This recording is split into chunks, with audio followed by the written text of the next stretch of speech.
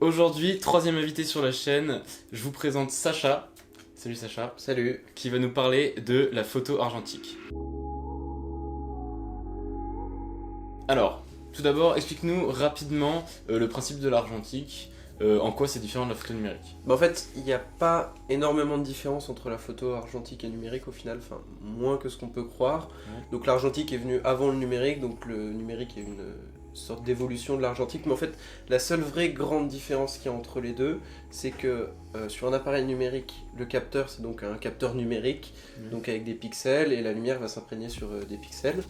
Alors que sur l'argentique, c'est chimique, et en fait on va mettre une pellicule derrière, et c'est un principe chimique, la lumière va venir frapper sur la pellicule et va imprégner l'image dessus, et c'est chimique, alors que le numérique c'est numérique. Est-ce que tu peux nous dévoiler un petit peu, là on a tes appareils qui sont là, enfin, une partie des appareils que tu as en argentique, ouais. La différence qu'il y a entre ces différents types d'argentique? Donc je vais commencer par le premier. Celui-là c'est un Pentax qui date des années 70 à peu près. Donc ça c'est un appareil qui est complètement manuel.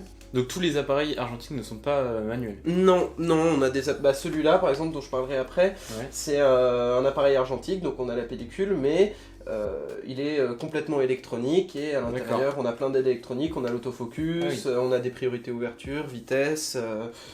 on a plein de choses qu'on retrouve sur les appareils numériques au final. Du coup, celui-là complètement manuel. Donc celui-là il est complètement manuel, il a quand même une cellule à l'intérieur, mais qui est juste consultative, c'est-à-dire qu'il y a une petite pile qui alimente cette cellule, et du coup on va caler nos réglages sur ce que nous dit la cellule. Ouais.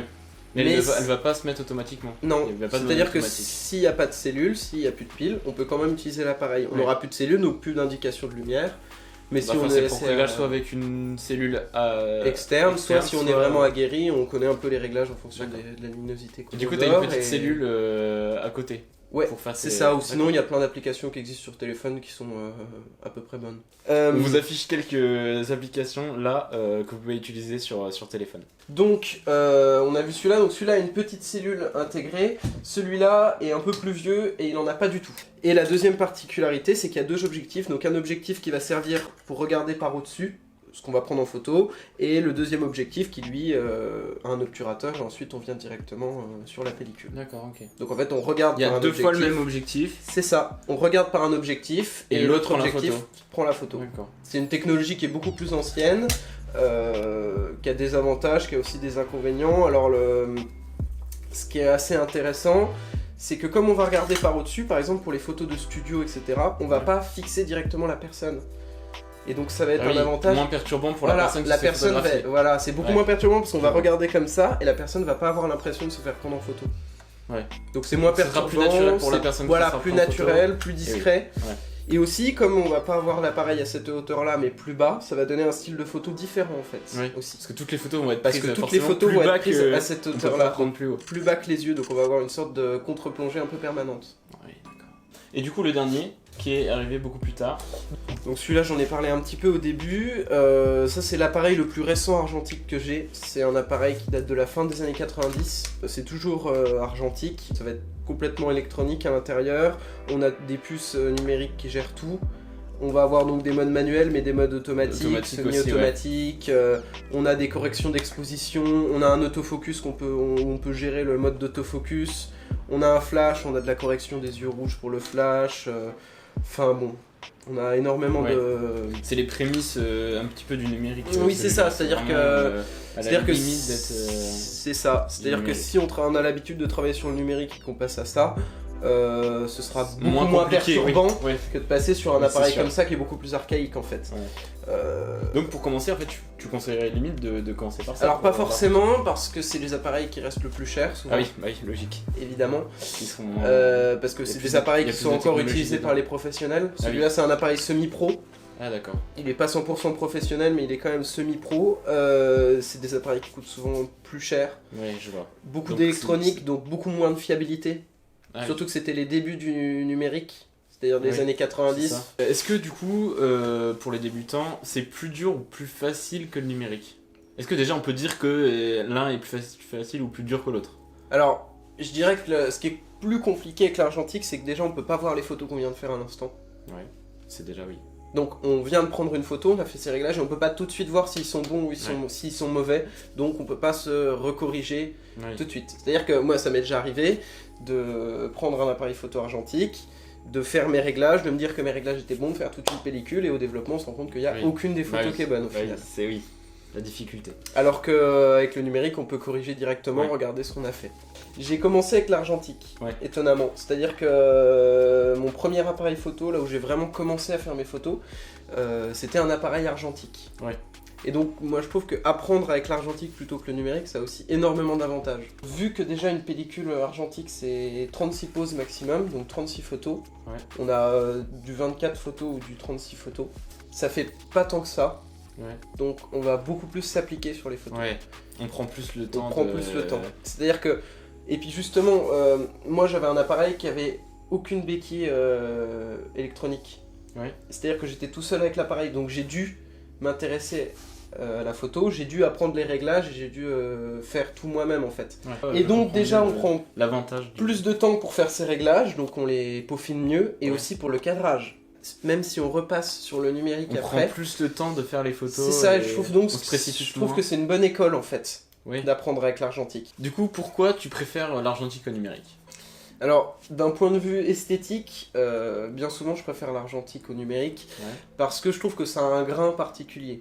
C'est-à-dire que comme c'est chimique et que du coup on a vraiment la lumière qui s'imprègne sur un élément, et pas sur un capteur. Et pas sur un capteur, parce qu'en fait, sur le numérique, ça va passer par des pixels et du coup, ça va retransformer ton image en petits carrés en fait.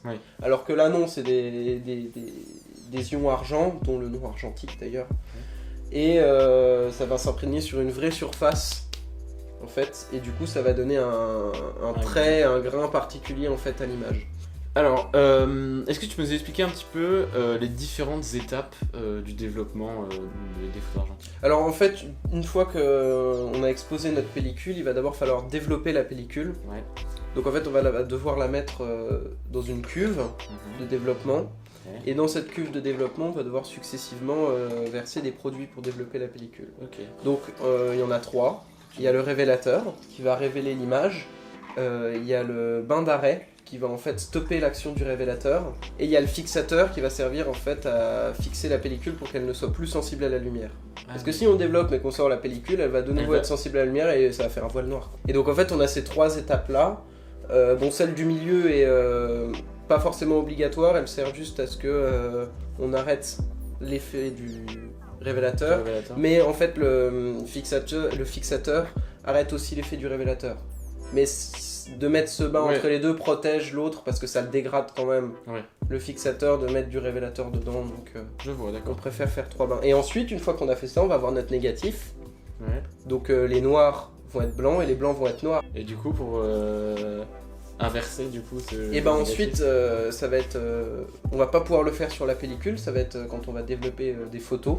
D'accord. Et donc là on va mettre la pellicule sur un agrandisseur, donc c'est une sorte de tour on met la pellicule, la lumière va passer à travers la pellicule et venir taper sur du papier photosensible. D'accord.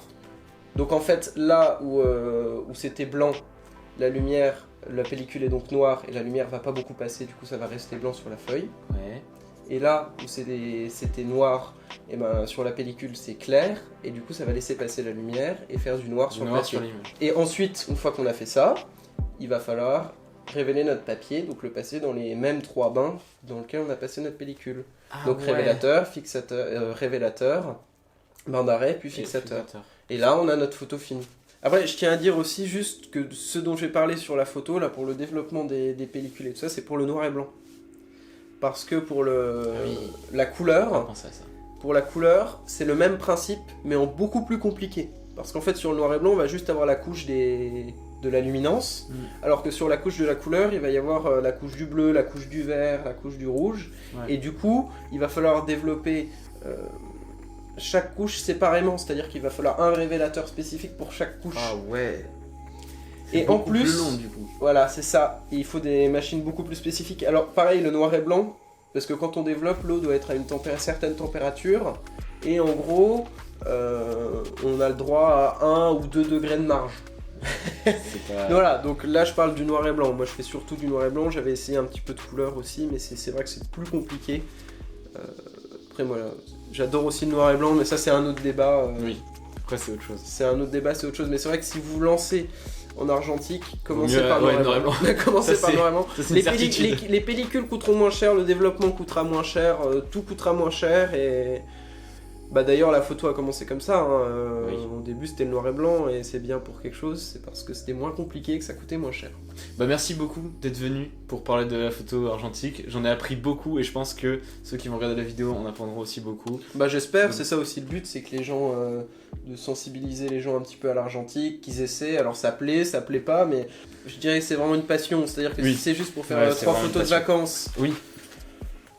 non, Prenez du numérique. Voilà, prenez du numérique. Bon, bah je pense qu'on en a fini. Merci Ouais, d'être j'ai à venu. peu près parlé de tout, donc voilà. Merci d'avoir regardé cette vidéo jusqu'au bout. Je suppose qu'elle sera longue parce qu'on a quand même parlé bien Ouais. 3 quarts d'heure. Ouais. Et je ferai un petit montage donc ça ne durera pas ce temps-là. Mais voilà, j'espère que ça aura été intéressant pour vous. Et j'espère que ça vous aura donné envie de commencer l'argentique. Mais en tout cas, ça m'a donné envie. Je sais pas si j'irai dépenser là-dedans, mais en tout cas, ça m'a vraiment donné envie. Et je vous dis à la prochaine.